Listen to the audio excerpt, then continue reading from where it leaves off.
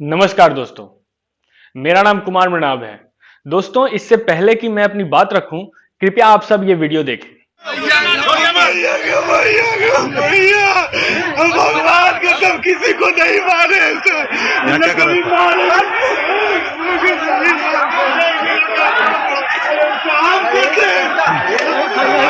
Sir नहीं कुछ किया प्लीज सर डेला भी नहीं मारे सर कभी गलती से भी सर आज जान मार दीजिए सर हमको सर हम नहीं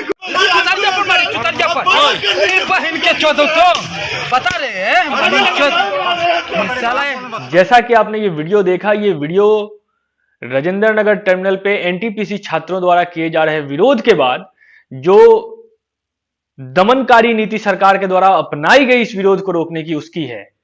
इस वीडियो में आप स्पष्ट देख सकते हैं कि एक युवा अभ्यर्थी जो एनटीपीसी का अभ्यर्थी है, जो विरोध करने आया था, उसे कितनी बुरी तरीके से पुलिस पीट रही है। और वो युवा जिसका दूर दूर तक किसी गलत काम से कोई संबंध नहीं होगा, वो कैसे विलाप कर रहा है और कैसे रो रहा है पुलिस वालों के सामने।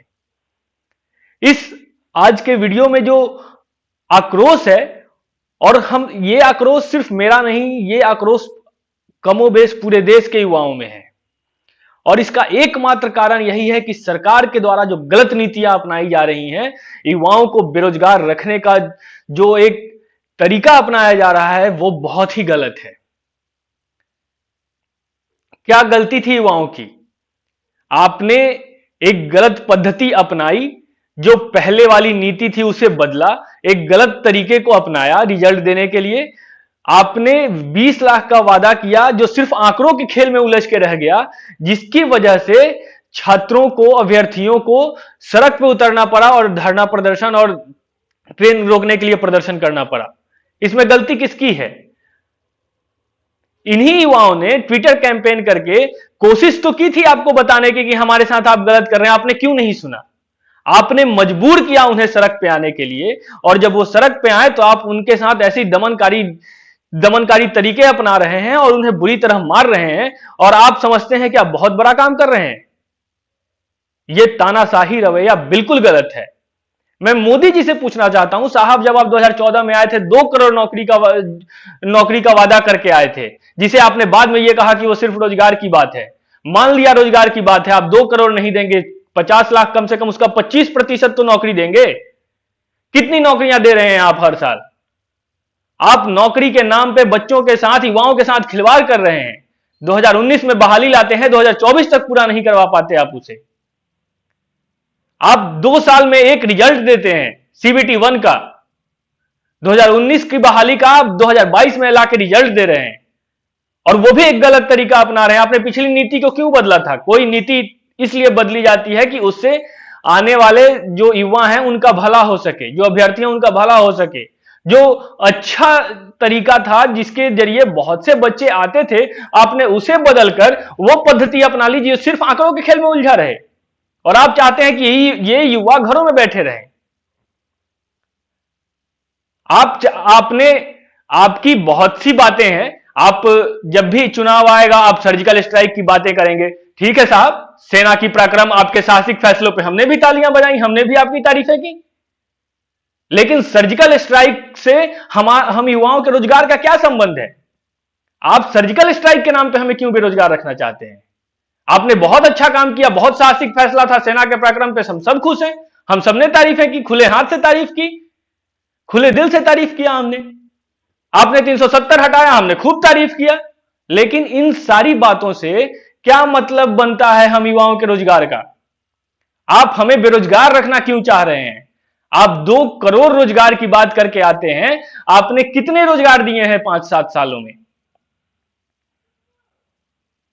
केंद्र के साथ साथ राज्य की यही स्थिति है। नीतीश कुमार जी 2011 में नौकरी स्टेट वालों को 2022 तक नौकरी नहीं दे पाते हैं। 2019 में जो बहाली आती है 2022 तक उसको फंसा के रखे हुए हैं। अभी भी वो संशय में है किसे नौकरी मिलेगी, किसे नहीं मिलेगी।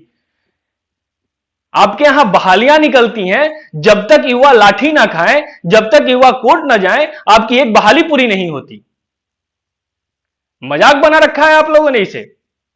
लेकिन मैं मोदी जी और उनके साथ जितने भी अलायंस हैं सबसे कहना चाहता हूं कि साहब, हम सब ने, इन्हीं युवाओं ने आपको 2014 में चुन के लाया, 2019 में चुन के लाया, सिर्फ इस उम्मीद के साथ कि परिवर्तन होगा।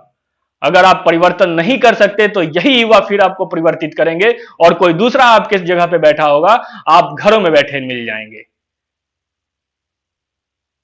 युवाओं के साथ ये मजाक करना बंद कर दीजिए, गंदा मजाक कर रहे हैं। बिहार की हालत यह है कि अगर एक बहाली निकल जाए तो युवाओं से ज्यादा यहां के एडवोकेट खुश हो जाते हैं, क्योंकि उन्हें पता है कि बिना वकील और बिना केस किए एक बहाली पूरी नहीं होगी। वो वकील जो हम युवाओं से कहां से लाएंगे इतने पैसे? युवा एक एडवोकेट 1.5 लाख, 2 लाख, 5 लाख रुपए लेते हैं और सभी युवा इकट्ठा करके देते हैं उन्हें पैसे वो। और इसमें सारी की सारी गलतियां सरकार और उनके डिपार्टमेंट की होती है।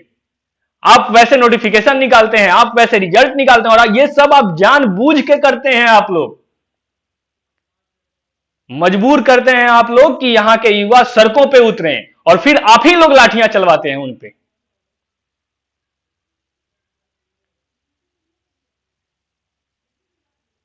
सुधर जाओ आप लोग, इससे पहले कि युवा पूरी तरह उग्र हो जाएं, सड़कों पे आ जाएं, आप लोग सुधर जाओ और इन युवाओं को बेरोजगार रखने की जो कोशिश कर रहे हो आप, इसे छोड़ दो।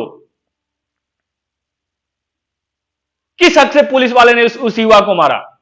गलती किसकी थी? अगर वो सड़कों पे आया था, रोड पे आया था, तो अगर उसने ट्रेन रोकी थी तो गलती किसकी थी? सरकार की थी ना। आपने जो प्रक्रिया अपनाई उसमें गलती थी ना। युवाओं ने ट्विटर कैंपेन किया था ना। तो अगर बच्चे सड़क पे उतर जाएं, आप ट्विटर कैंपेन की बातें क्यों नहीं सुनते हो? ट्रेंड होता है ना। अब तक आपके यहां बहुत अच्छी पहल मानी गई थी, जब ट्रेन में कोई जाता था और उसे असुविधा होती थी, एक ट्वीट करता था और आप उसका वो सॉल्यूशन, जो भी उसके प्रॉब्लम होते थे, उसको सॉल्व कर देते थे। आप ही की सरकार थी। जब आप एक ट्वीट पढ़ सकते थे तो इतने युवाओं के ट्वीट आपको नहीं दिखते। आपका डिपार्टमेंट आपको खबर नहीं करता कि इतने बच्चे निराश हैं आपकी इस प्रक्रिया को अपनाने से। अगर आप नहीं मानते तो इसमें गलती आपकी है, उस युवा की नहीं जो सड़कों पे उतरा है, जो जिसने ट्रेन रोकने की कोशिश की है। और उसे ऐसे मारने की ना आपको हक है, ना किसी पुलिस वाले को हक है।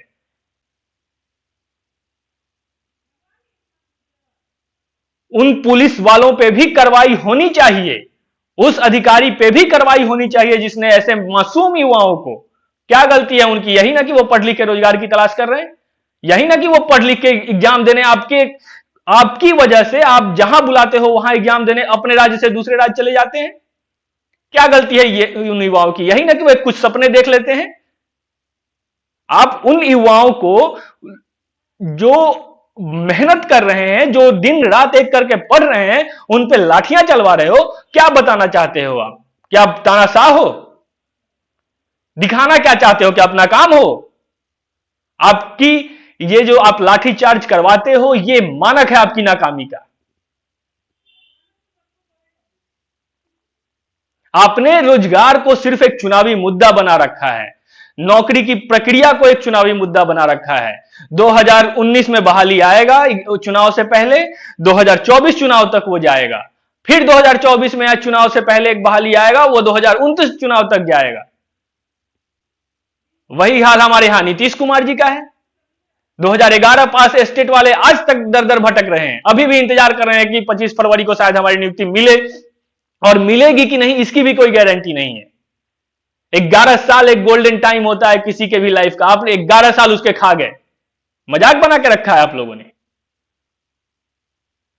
और सरकार तो सरकार, हमारे यहां की विपक्ष भी वैसी ही है। हमारे यहां एक नीति, अगर विधान परिषद या विधान सभा के वो प्रांगण में एक शराब का बोतल मिल जाता है, उस पर एक पूरा का पूरा सेशन विपक्ष निकाल देती है, लेकिन रोजगार पे एक बात नहीं करते वो। आपके पास रोजगार से बड़ा कोई मुद्दा नहीं, शराब से बड़ा कोई मुद्दा नहीं आपको दिखता। आप जब बात करोगे शराब पे ही बात करोगे। अरे बात कर लो, शराब बेचना अगर बिहार में बंद है तो वो अव्यवहारिक भी है, अनैतिक भी है, सब लोग मानते हैं, गैर कानूनी भी है। लेकिन उससे जरूरी है उन युवाओं के आंसू जो सड़कों पे आके बहते हैं, उन युवाओं के खून जो पुलिस के द्वारा लाठीचार्ज में बहते हैं। आप उस पर कभी बात ही नहीं करते। हमारे यहां की विपक्ष चुप। हमने विपक्ष इतना स्ट्रांग क्यों भेजा है सदन में? इसीलिए ना कि आप हमारी बात करेंगे, हमारी बात को रखेंगे। लेकिन आप पूरा का पूरा एक्सेशन शराब की बोतल पे निकाल देते हो। आप रोजगार पे बात नहीं करते हो। किस किस बात का डर है? आखिर विपक्ष को किस बात का डर है कि कहीं गलती से आप सरकार में आ गए तो आपको भी यही मुद्दा झेलना पड़ेगा? केंद्र की भी वही स्थिति है। आप सर्जिकल स्ट्राइक पे सवाल जवाब कर लेते हो, 370 पे सवाल जवाब कर लेते हो, बाकी हर एक मुद्दे पे सवाल जवाब कर लेते हो। रोजगार पे आप सवाल जवाब क्यों नहीं करते? विपक्ष क्यों नहीं सड़कों पे उतर के हमारा साथ देते? विपक्ष के नेता रोजगार के मुद्दों पे क्या डर रहता है आप लोगों को? सिर्फ यही ना कि जब आप सरकार में आओगे युवा आपसे भी यही क्वेश्चन करेंगे जो आज इनसे कर रहे हैं। वो उम्मीद करेंगे कि आज आप मेरा साथ दे रहे हो तो कल आप सरकार में आओगे तो हमें नौकरी दोगे। मेरा रिक्वेस्ट है आप सभी नेताओं से, चाहे वो पक्ष में हो या विपक्ष में हो, आप सब सुधर जाओ इससे पहले कि युवा सुधारने के लिए सड़कों पे बहुत अधिक तादाद में उतरने लगे आपको। और ये आक्रोश सिर्फ इसलिए नहीं है कि हम बेरोजगार हैं, ये आक्रोश इसलिए है कि आपने अब तंग कर दिया है हमें हर मामले में। सड़कों पे आप परमिशन नहीं देते उतरने के लिए, शांति प्रदर्शन का परमिशन नहीं देते, बिना परमिशन उतरने पे आप लाठियां चलवाते हो और बहुत बुरी तरह लाठियां चलवाते हो, बिना ये देखे कि वो युवा पढ़ने लिखने वाला लड़का है, उसने कोई अपराध नहीं किया है, वो कोई अपराधी नहीं है। आपने जिन युवाओं को कल के राजेंद्र नगर टर्मिनल पे आपने जिन युवाओं को कल पकड़ा होगा, आप पूरी कोशिश करेंगे कि आप उसका पूरा भविष्य खा जाएं, उसको एफआईआर से लेकर हर मामले में फंसा के, ताकि कोई दूसरी कोशिश ना कर पाए फिर सड़क पे उतरने का और आपके खिलाफ बोलने का। लेकिन मोदी जी, सुशासन बाबू और विपक्ष के सभी नेताओं, आप कान खोलकर सुन लो, ये युवा आक्रोशित हो रहे हैं, उद्वेलित हो रहे हैं और आज नहीं तो कल अगर आप नहीं सुधरे तो आपको सुधारने के लिए सड़कों पे भी उतरेंगे और ये चुप बिल्कुल नहीं बैठेंगे जब तक आप सुधर नहीं जाओगे। हमारी समस्या है बेरोजगारी, हम बेरोजगार नहीं रह सकते और ये हर युवा के स्वाभिमान की बात है, जो पढ़ रहा है, जो मेहनत कर रहा है, जो दिन रात लगा हुआ है कि उसे नौकरी मिलेगी और उसके जीवन या उसके घर वालों की जीवन की जो दशा है वो सुधर जाएगी। ये युवा बिल्कुल अब चुप नहीं बैठने वाले, आप चाहे जो कर लो। बहुत बहुत धन्यवाद।